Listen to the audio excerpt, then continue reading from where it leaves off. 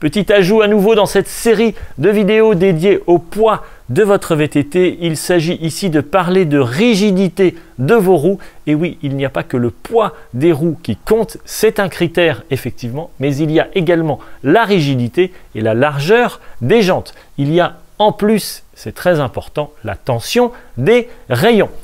Lors de mon passage au Rock d'Azur cette année, j'ai interviewé Philippe de chez DT Suisse et j'ai trouvé que ses propos étaient tellement intéressants et cohérents par rapport au poids de votre vélo, par rapport à la rigidité de vos roues et les performances de votre vélo que j'ai décidé de mettre un petit bout de cette interview dans cette vidéo.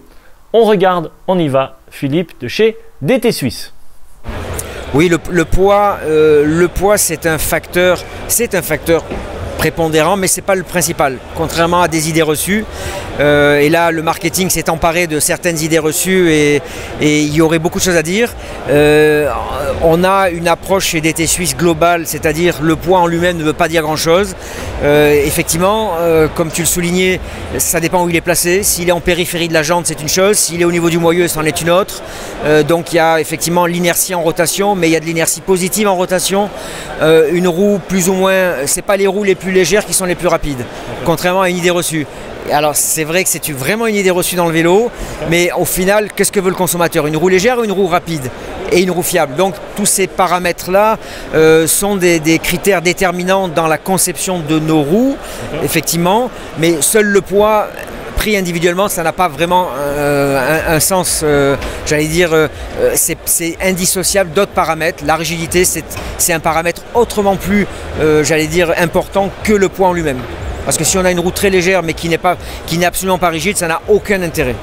Oui, la rigidité elle est principalement obtenue par la tension des rayons. Et on dit toujours chez nous, il vaut mieux un moyeu moyen, une jante moyenne et une roue bien rayonnée avec une bonne tension. Et là, on aura un produit au final qui sera plutôt très agréable à rouler et qualitatif, plutôt qu'une roue avec un moyeu très haut de gamme, avec une jante très haut de gamme, mais si le rayonnage est mal fait, la tension n'est pas correcte, ça n'a aucun intérêt. Vraiment aucun intérêt, si ce n'est à se faire plaisir visuellement avec du beau matériel, mais au final, on aura une roue qui n'aura aucun rendement, aucune sensation. Et donc tout ça, encore une fois, si on prend individuellement ces paramètres-là, encore une fois, ils sont indissociables les uns des autres. Et donc c'est un ensemble, une roue, c'est un équilibre, c'est des parapluies, c'est une tension équilibrée, très important. Donc au final, voilà, tout ça, ce sont des paramètres, encore une fois, certaines idées reçues sont dans la roue, qui est un domaine un peu touchy, comme on dit. Il y a beaucoup d'idées reçues qui circulent, mais au final, il y a j'allais dire, des fondamentaux, et on n'en sort pas.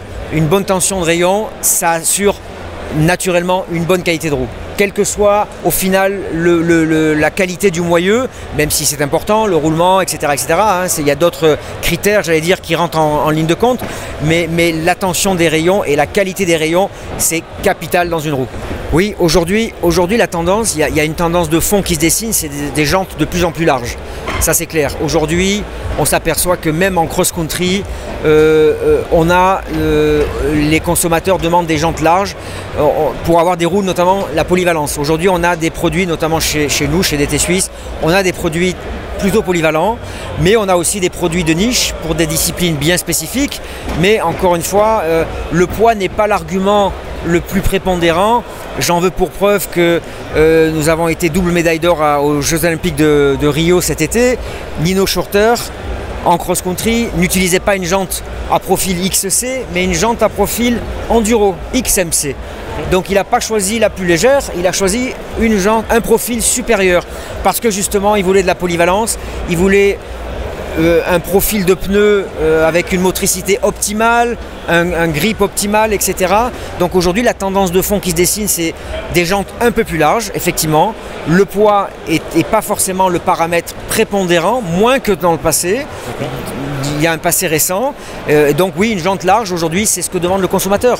Donc même un crosseur pur et dur a plutôt intérêt à avoir une jante un peu plus large, lâcher quelques grammes, effectivement sacrifier quelques grammes, mais au final il ira plus vite. Oui, c'est vrai, la tendance de fond qui se dessine globalement, c'est des jantes plus larges. Aujourd'hui, des jantes plus polyvalentes. On s'aperçoit que le critère poids, qui était une caractéristique prépondérante il y a encore très peu de temps, n'est pas aussi prépondérante aujourd'hui.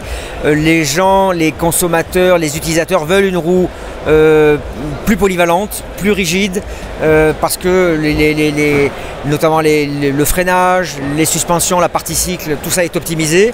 Et donc c'est vrai que la tendance de fond, il vaut mieux avoir une jante un peu plus large aujourd'hui que plus étroite. Le pneu, le profil du pneu est beaucoup plus adapté, travaille beaucoup mieux, transmission au sol beaucoup plus efficace, grip, contrôle du vélo d'une manière générale. Oui. Okay. Merci beaucoup Philippe d'avoir répondu à mes questions ici sur le stand de DT Suisse à Fréjus, Oro-Glasure. Merci beaucoup. Merci à vous. À très bientôt. Bonne soirée. Merci. Salut. Salut.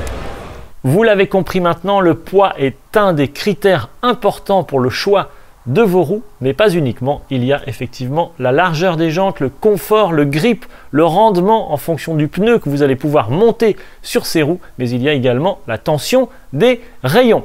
Faites attention lorsque vous choisissez des roues pour votre VTT de prendre en compte tous ces critères. Merci à tous d'avoir regardé cette vidéo. Contactez-moi pour vos questions directement par email. Voici mon adresse email maximilien@clubvtt.com. C'était Maximilien Dupré. Merci et à bientôt.